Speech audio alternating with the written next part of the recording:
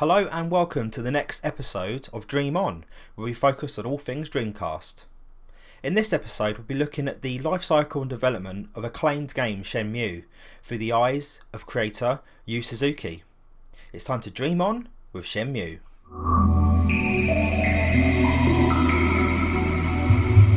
For those who do not know what Shenmue is, this could be a good brief explanation.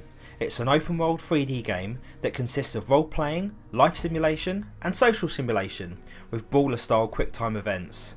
For the time it was considered one of the most demanding and elaborate games designed in its era.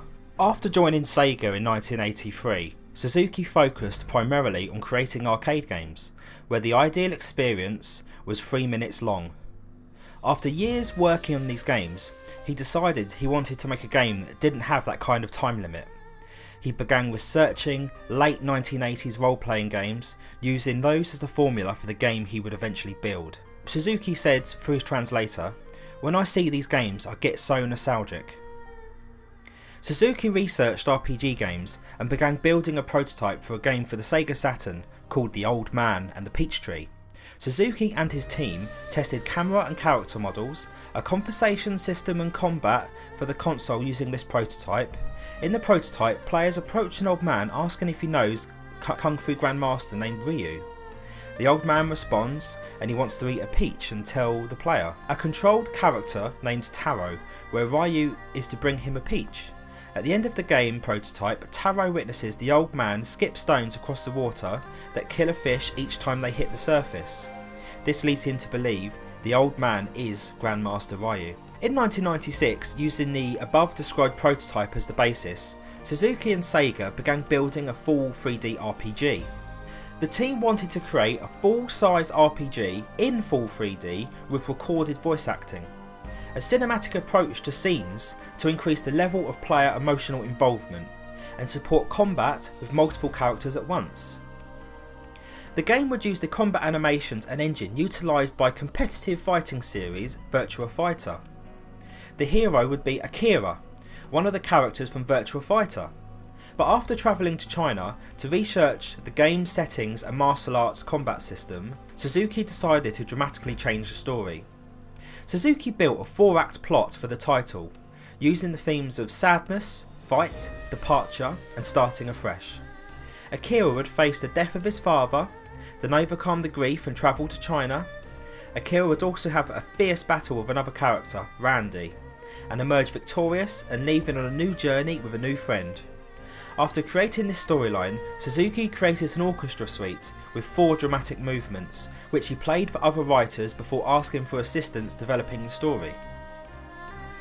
Suzuki brought in a screenwriter, a playwright, movie directors and other kinds of writers for borderless development. A multi-level way of writing the script wouldn't be solely honed in on a gameplay focused script.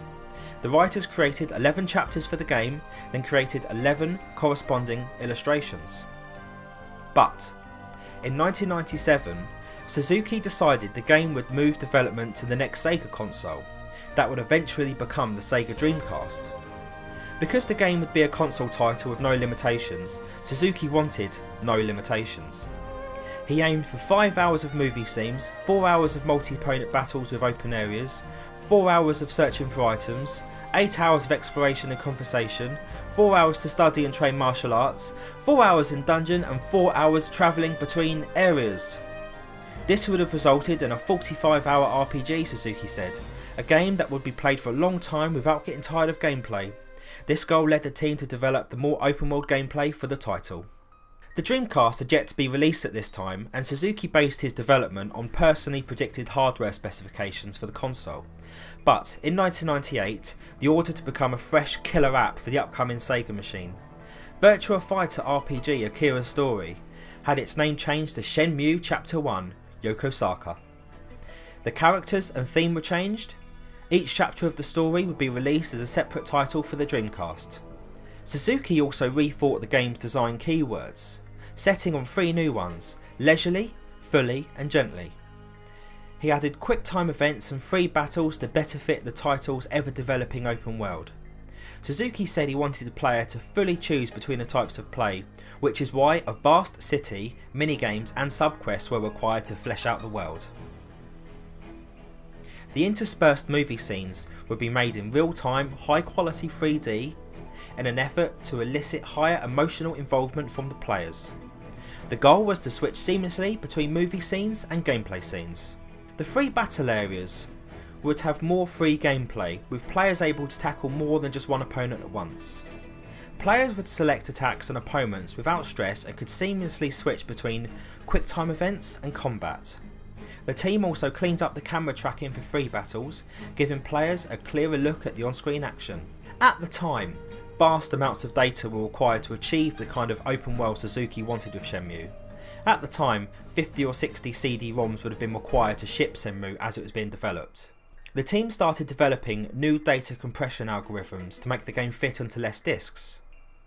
Developers worked with professional interior decorators and design rooms and furniture to create a realistic interior areas for players to move through. Each NPC, to route them in real life, had a daily script schedule which included waking up, going to work, going outside, eating lunch and travelling home.